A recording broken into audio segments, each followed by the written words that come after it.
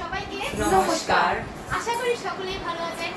আর কিছুদিন ধরে আমি ভিডিও দিতে পারিনি কিছু কারণের জন্য, কিন্তু আজ থেকে আমরা একটা ব্যান্ড পরিচালনা করব যার নাম হচ্ছে পঞ্চরথা, এবং পঞ্চরথের সদস্যদের নাম হলো অরণ্য দে, অর্পা দে, অরণ্যা চক্রবর্তী, অরণ্য।